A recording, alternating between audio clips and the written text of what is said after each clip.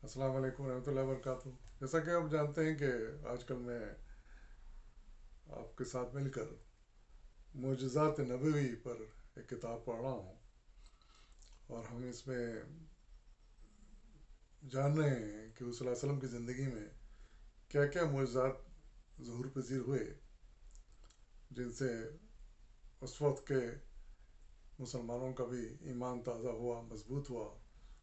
और आज भी हम जब पढ़ते हैं तो हमारे दिल में कदर मंजिलत बढ़ती है हुज़ूर सल्लल्लाहु अलैहि वसल्लम की, और हमारा ईमान भी ताज़ा और मजबूत होता है।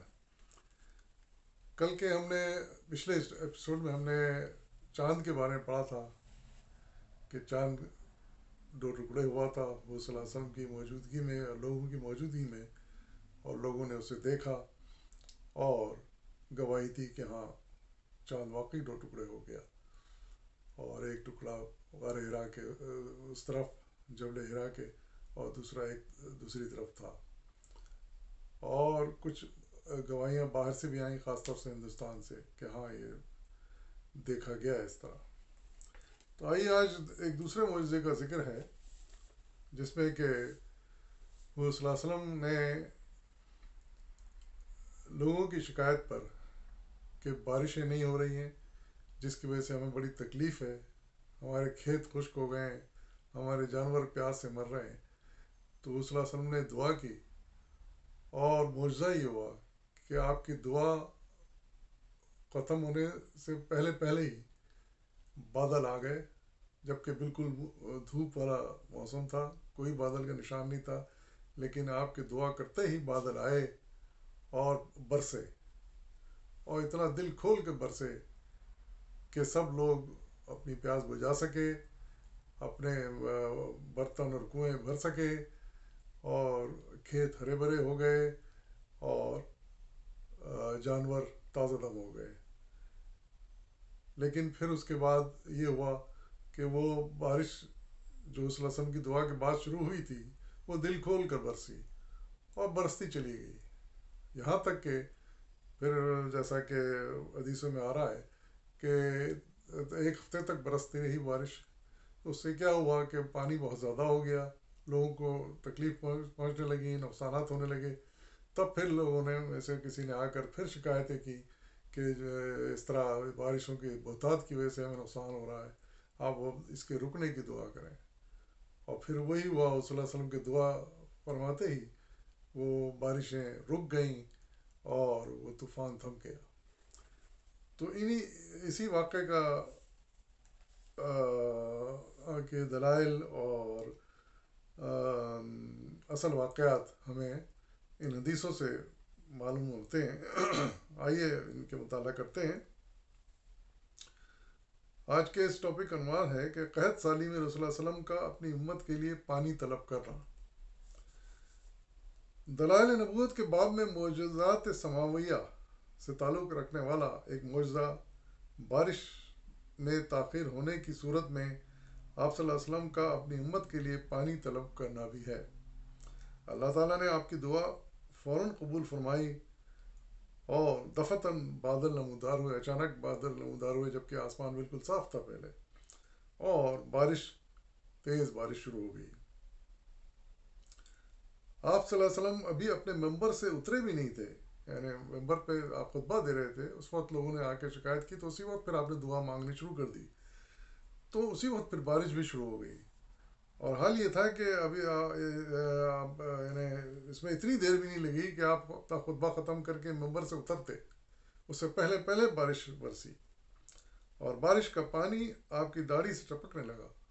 यानी आप गालिबन किसी खुली जगह पर और ऊंचे चबूतरे से खुतबा दे रहे थे मेंबर से, तो बारिश हुई, और इतनी हुई कि होने लगी कि वो आपके सर पे और चेहरे पे से वो पानी बहने लगा, दाढ़ी आपकी पानी में भीग गई। और इसी तरह से बदली छटने के लिए भी आपने आपकी दुआ कबूलियत का मुआवजा है। अब इमाम बुखारी रहमतुल्लाह अलैह ने अब्दुर्रहमान बिन अब्दुल्ला बिन दीनार से, और उन्होंने अपने वालिद से रिवायत की है कि वो बयान करते हैं कि मैंने अब्दुल्ला बिन उमर रज़ी अल्लाह अन्हु को अबू तालिब का ये शेर पढ़ते हुए सुना। अबू तालिब जो चचा थे सल्लल्लाहु अलैहि वसल्लम के, وہ غالباً شاعری بھی کرتے تھے عربی میں، اور ان کا ایک شعر ہے جس کا ترجمہ میں یہاں پیش کر رہا ہوں کہ ان کا رنگ گورا ہے، وہ یتیموں اور بیواؤں کے حامی ہیں، ان کے چہرے سے بارش کا فیضان طلب کیا جاتا ہے۔ امام بخاری نے سالم سے اور انہوں نے اپنے والد سے روایت کی ہے کہ کبھی میں شاعر ابو طالب کا شعر یاد کرتا تھا اور کبھی رسول اللہ علیہ وسلم کے چہرے کی طرف دیکھتا تھا جب آپ پانی طلب کر رہے ہوتے، اور پھر آپ ممبر سے اترتے بھی نہیں تھے کہ تمام پرنالے زور سے بہنے لگتے تھے، یعنی اتنی بارش ہو جاتی تھی کہ پرنالے بہنے لگتے تھے۔ امام بخاری نے انس بن مالک سے بھی روایت کی ہے کہ ایک آدمی جمعے کے دن ممبر کے سامنے والے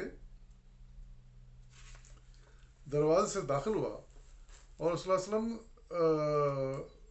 ممبر پر کھڑے ہو کر خطبہ اس وقت دے رہے تھے۔ جب وہ آدمی آیا، وہ کھڑے ہی کھڑے رسول اللہ علیہ وسلم کی طرف متوجہ ہوا اور عرض کیا، اے اللہ کے رسول، جانور ہلاک ہو گئے، راستے بند ہو گئے، لہٰذا آپ اللہ تعالیٰ سے دعا فرمائیں کہ بارش برسائے۔ رسول اللہ علیہ وسلم نے اپنے دونوں ہاتھوں کو اٹھایا اور یہ دعا کی، اللہم اسقنا اسقنا، اللہم اسقنا، اللہم اسقنا، اے اللہ ہمیں سیراب کر دے، اے اللہ ہمیں سیراب کر دے، اے اللہ ہمیں سیراب کر دے، ہم پر بارش نازل فرما۔ انس رضی اللہ تعالیٰ بیان کرتے ہیں کہ اللہ کی قسم، آسمان میں کوئی بادل یا کوئی بادل کا ٹکڑا بھی نہیں تھا جس سے بارش کی امید ہو، یعنی آسمان بالکل صاف تھا، اور ہمارے اور مدینے کے مشہور صلہ، مدینے کا ایک مشہور پہاڑ کا نام ہے، کہ درمیان کوئی گھر یا مکان بھی نہیں تھا۔ اتنے میں صلہ کے پیچھے سے ڈھال کی طرح ایک بادل کا ٹکڑا نمودار ہوا، مطلب ایک گول سا ٹکڑا بادل کا نمودار ہوا۔ جب وہ بیچ آسمان میں آیا تو پھیل گیا، یعنی وہی بادل کا چھوٹا ٹکڑا وہ پھیل گیا اور برسنے لگا، اس سے بارش برسنے لگی۔ اللہ کی قسم، اس کے بعد ہم نے ایک ہفتے تک سورج نہیں دیکھا۔ اندازہ لگائیے آپ، یعنی کہ پھر اتنے بادل آئے اور اتنی بارش برسی کھل کے کہ ایک ہفتے تک متواتر پھر ہوتی رہی۔ پھر آنے والے دوسرے جمعے میں ایک شخص اسی دروازے سے داخل ہوا اور رسول اللہ علیہ وسلم ممبر پر کھڑے خطبہ دے رہے تھے۔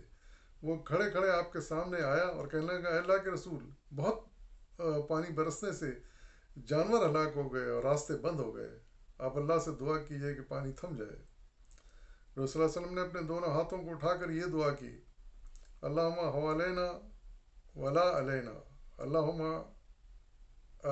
الاکام والجبال، الاکام والجبال والزراب والمنابت والشجر، اے اللہ ہمارے ارد گرد برسا، ہم پر نہ برسا، اے اللہ ٹیلوں پر، پہاڑوں پر اور گھاس اگنے کی جگہوں پر پانی برسا، مطلب آبادی پر نہ برسا، باہر کھلے میں برسا تاکہ زراعت کو فائدہ ہو۔ لیکن انسانوں کے اوپر یہ کافی ہو گئی ہے، اب ہم تکلیف میں ہمیں ہو رہی ہے، یہ مطلب تھا اس دعا کا۔ حضرت انس رضی اللہ عنہ بیان کرتے ہیں کہ دعا فرماتے ہی ابر کھل گیا، یعنی بادل ہٹ گئے اور ہم دھوپ میں چلنے پہ لگے، یعنی اتنے صاف ہو گیا کہ پھر وہ پہلے کی طرح آسمان صاف ہو گیا، دھوپ نکل آئی اور چلنے پھرنے کے قابل ہو۔ ظاہر ہے کہ پانی جب زیادہ متواتر ایک ہفتہ برسا ہوگا تو زمین میں ہر طرف پانی پانی ہو گیا ہوگا، جس کے چلنا پھرنا سب کچھ مشکل ہو گیا، زندگی مشکل ہوگی۔ لیکن اس کے بعد وہ جب دوبارہ دعا آپ نے رکنے کی تو پھر وہ بادل سب چھٹ گئے، آسمان صاف ہو گیا، بارش رک گئی اور پھر زندگی معمول کے مطابق آ گئی۔ امام بخاری نے حضرت انس رضی اللہ عنہ سے ایک دوسری روایت نقل کیا ہے کہ رسول اللہ علیہ وسلم جمعے کے دن خطبہ دے رہے تھے، اتنے میں ایک آدمی آیا اور کہنے لگا، اللہ کے رسول، بارش رک گئی، آپ اللہ سے دعا فرما دیجیے کہ ہمیں سیراب کر دے۔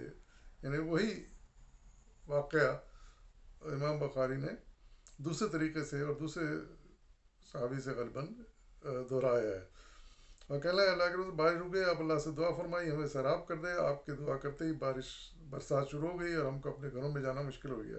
دوسرے جمعے تک برسات ہوتی رہی۔ دوسرے جمعے میں پھر وہی شخص یا کوئی دوسرا کھڑا ہوا اور کہا، اے اللہ کے رسول، آپ اللہ سے دعا فرما دیے کہ یہ پانی ہم پر سے ٹال دے۔ چنانچہ رسول اللہ علیہ وسلم نے یوں دعا فرمائی، اے اللہ ہمارے ارد گرد برسا، ہمارے اوپر نہ برسا۔ انس رضی اللہ کہتے ہیں کہ میں بادل کو دائیں بائیں کٹتے ہوئے دیکھ رہا تھا، جبکہ دوسرے لوگوں پر بارش ہو رہی تھی اور اہل مدینہ بارش سے محفوظ تھے، یعنی مدینہ میں بارش رک گئی پھر. تو اس طرح واقعہ تو ایک ہی ہوتا ہے، لیکن اس کے گواہ کئی ہوتے ہیں، اپنے اپنے طور پر وہ واقعات کو بیان کرتے ہیں. اور پھر ان وہ جو یہ روایت سنتے ہیں، واقعہ سنتے ہیں، پھر وہ آگے اپنے الفاظ میں بیان کرتا ہے. تو تھوڑا بہت الفاظ میں اور اس میں جملوں میں تبدیلی ہو جاتی ہے، لیکن اصل واقعہ تو وہی ہوتا ہے، جو کہ جس کا مفہوم ہم اچھی طرح سمجھ سکتے ہیں، اور جو کہ مطلوب ہوتا ہے اس وقت دعا جس کے لیے کی جا رہی تھی.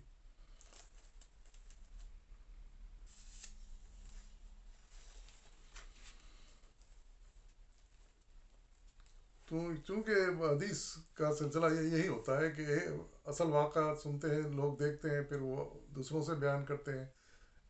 اس میں ظاہر ہے مختلف لوگ مختلف جملے الفاظ استعمال کرتے ہوں گے، طریقہ ان کا مختلف ہوتا ہوگا. پھر جو سننے والے ہیں پھر وہ آگے بیان کرتے ہیں، پھر وہ تیسرا چوتھا، اس طرح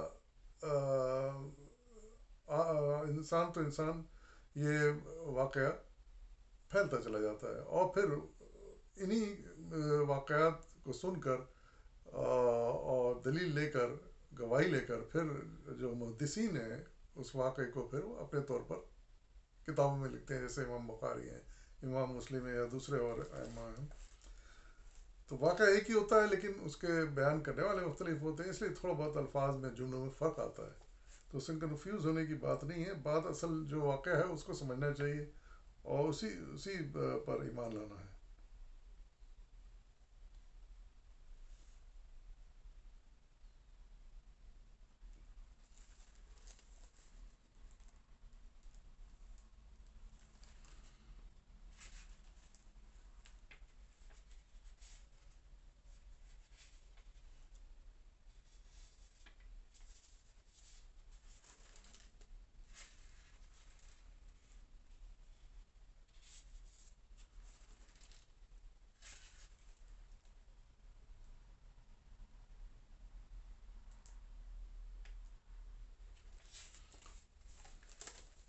ایک اور پانی سے متعلق واقعہ پیش آیا رسول اللہ کی زندگی میں. انس بن مالک رضی اللہ عنہ کی حدیث ہے کہ امام بخاری انس بن مالک سے روایت کرتے ہیں کہ میں نے رسول اللہ علیہ وسلم کو دیکھا جبکہ عصر کی نماز آ گئی اور لوگ وضو کے لیے پانی تلاش کرنے لگے، لیکن نہیں ملا. تو رسول اللہ علیہ وسلم کے پاس وضو کا ایک برتن لایا گیا، آپ نے اس برتن میں اپنا ہاتھ رکھا اور لوگوں کو حکم دیا، تھوڑا سا پانی تھا اس میں، اور آپ نے اس میں ہاتھ رکھا اور لوگوں کو حکم دیا کہ اس سے وضو کریں. میں نے دیکھا کہ پانی آپ کی انگلیوں کے نیچے سے پھوٹ رہا تھا، یعنی معجزہ یہ ہوا کہ آپ کی انگلیوں سے پانی پھوٹ رہا تھا اور اس برتن میں جمع ہو رہا تھا، اور لوگ اس سے پانی نکالتے جا رہے تھے، وضو کرتے جا رہے تھے، یہاں تک کہ ان میں سے آخری آدمی نے بھی وضو کر لیا. تو اندازہ لگائی کہ یہ معجزہ نہیں تو پھر کیا ہے.